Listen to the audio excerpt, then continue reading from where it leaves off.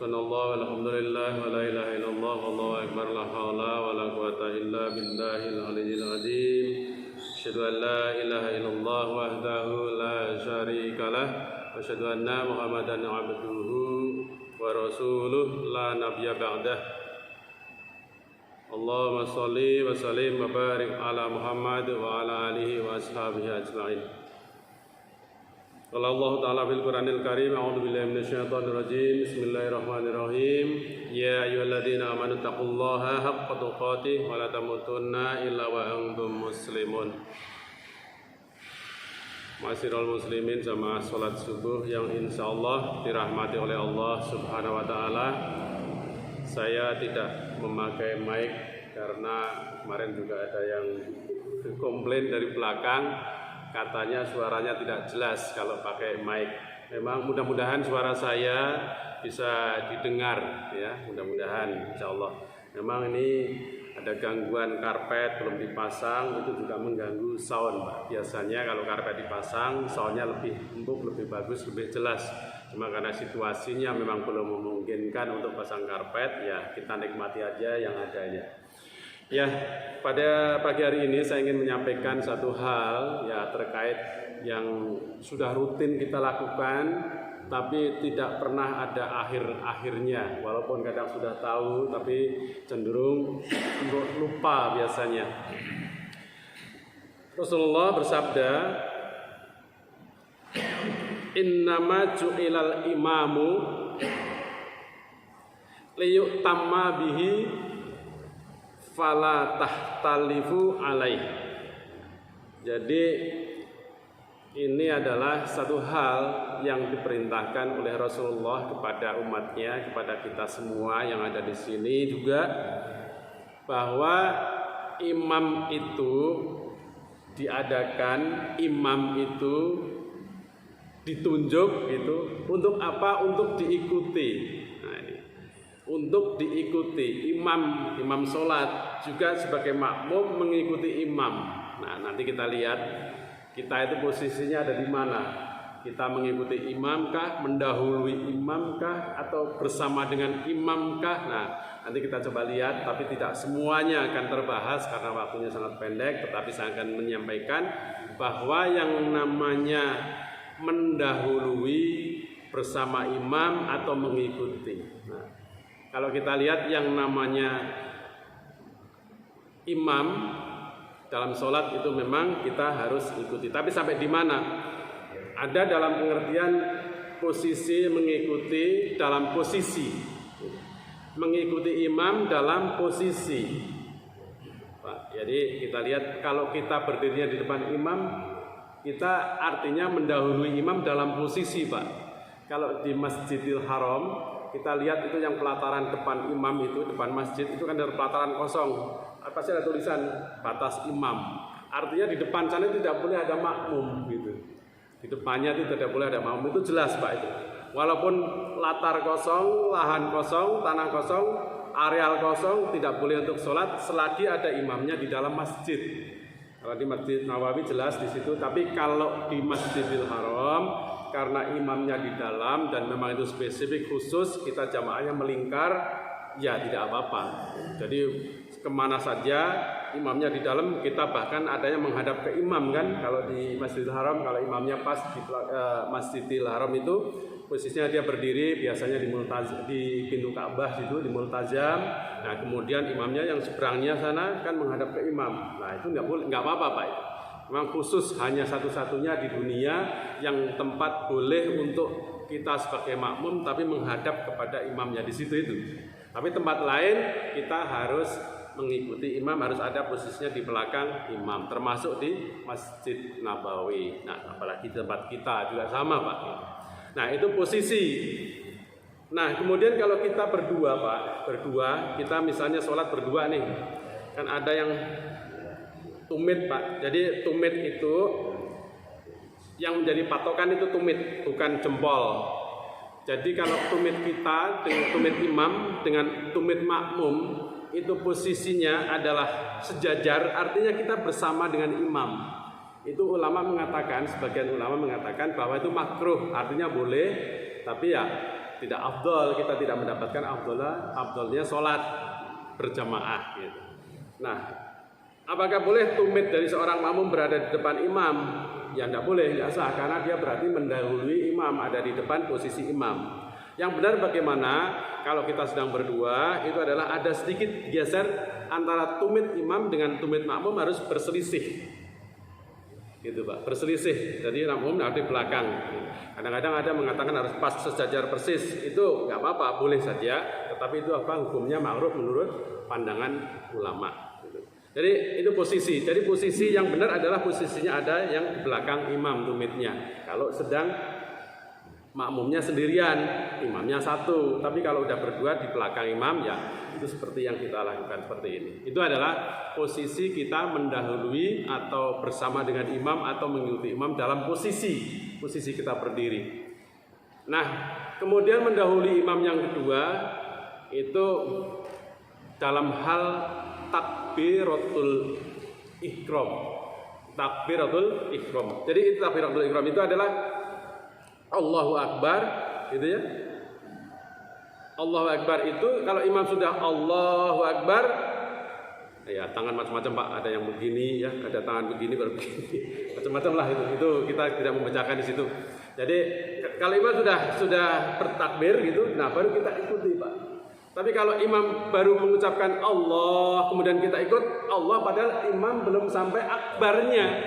Nah, yang namanya takbiratul ihram itu kan artinya dia membaca lengkap. Takbir, apa isinya apa Pak? Allahu Akbar kan? Bukan Allah atau bukan akbar saja kan gitu Pak. Jadi harus utuh.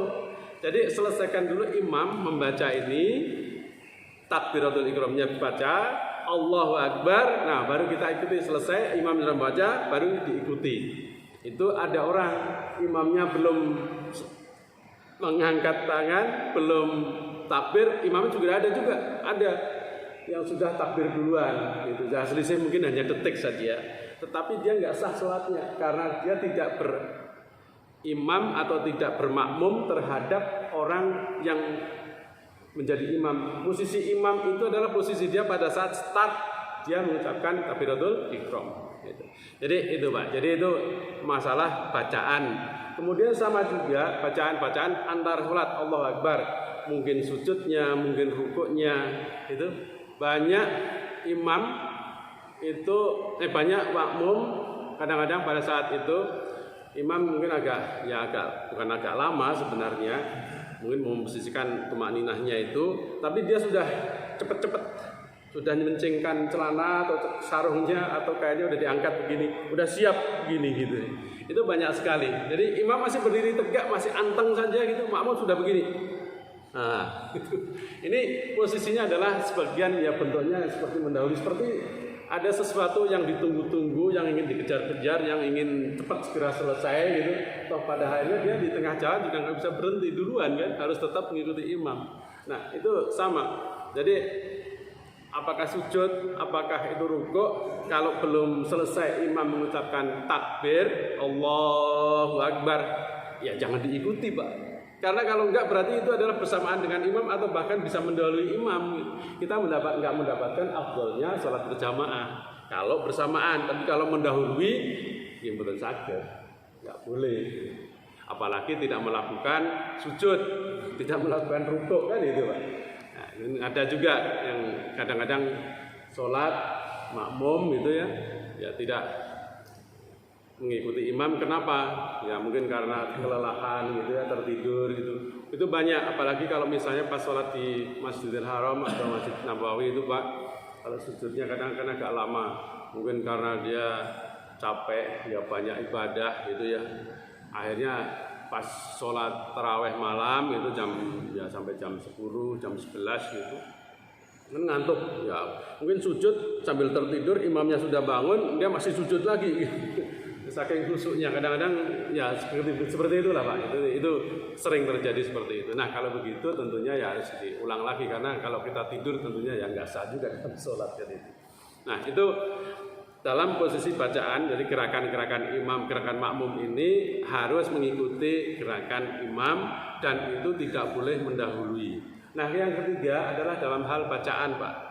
bacaan terutama adalah bacaan amin, ya walaupun itu bacaan sebenarnya sunnah. Amin setelah Al-Fatihah, membaca surat Al-Fatihah jahar ya imamnya, kan makmum baca amin. Kadang-kadang ada makmum yang membaca aminnya itu duluan. Imam setelah membaca waladdallin, imam kadang-kadang panjang Pak, tarik nafas dulu kan, beri kesempatan dia untuk baru membaca aminnya kan. Kalau kita baca dari siratal ladzina an'amta 'alaihim ghairil maghdubi 'alaihim waladdallin. Kan kalau membaca amin tanpa nafas kan enggak cukup. Nah, itu jadi kasih jeda dia untuk tarik nafas dulu imamnya, baru kita ikuti amin. Kadang-kadang enggak sabar juga, ada imam, ada makmum baru selesai amin langsung diikuti karena makmumnya tidak membaca, dia nunggu bacaan amin, ikuti setelah selesai. Nah, jadi akhirnya nggak bersamaan. Padahal membaca amin yang bersama-sama malaikat, tentunya malaikat pun kalau membacanya amin juga setelah imam selesai membaca Al-Fatihahnya, waladdallin udah lewat, udah selesai baru malaikatnya membaca kan gitu Pak. Nah, makmum bareng-bareng. Kalau makmumnya bareng-bareng, imamnya bareng-bareng sama malaikat baca aminnya, maka dosa-dosanya diampuni insya Allah. Nah, ini biasanya kadang-kadang anak kecil banyak Pak, belum selesai masih bolin amin. Itu belum selesai udah amin di situ. Nah, ini tentunya namanya anak-anak ya nggak apa-apa, tapi kalau kita sebagai orang tua ya tentunya itu kita hindari, jangan sampai kita mengikuti yang nggak afdal tadi ya. Kita sabarkan sedikit bila kita membaca aminnya sama-sama, tapi juga nggak boleh terlalu belakang. Imam sudah selesai baru dia membaca amin, ya itu bukan nggak boleh. Memang mengikuti imam, cuma kan tidak bersama-sama, jadi afdalnya tadi nggak dapat. Jadi ada 3 hal Pak yang terkait dengan mendahului bersama imam atau mengikuti imam.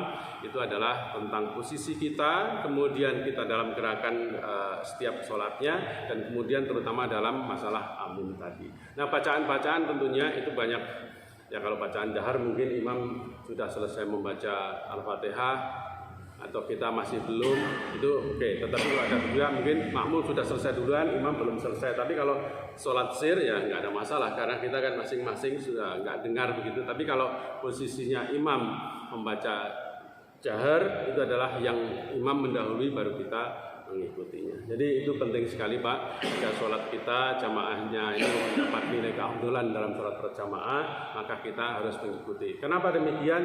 Itu Pak, kalau yang namanya pasukan tentara, polisi, kan dia komando siap, dia udah gerak belum Pak?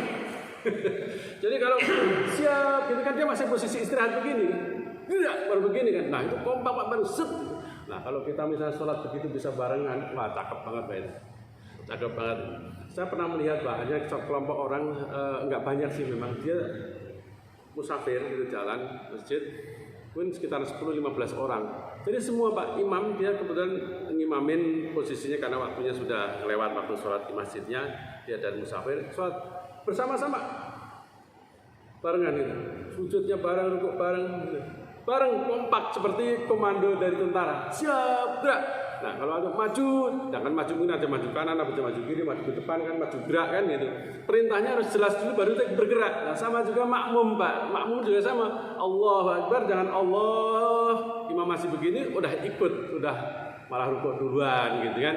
Nah ini yang perlu kita rapikan tentunya, bahwa setiap hari kita sholat mudah-mudahan kita mendapatkan afdolnya daripada sholat jamaah kita. Ya mungkin sholatnya sah apa enggak ya sesuai dengan rukunnya, minimal ya mungkin dapat 1. Kalau misalnya dia makmum tapi tidak memenuhi kriteria sebagai makmum, ya kita mendapatkan pahalanya tidak terlalu banyak, afdolnya tidak dapat banyak. Tapi kalau kita ikuti semua insya Allah bahwa afdol daripada sholat berjamaah kita bisa dapatkan, ya pahalanya bisa lebih banyak tentunya. Ya saya kira ini yang bisa saya sampaikan pada pagi hari ini.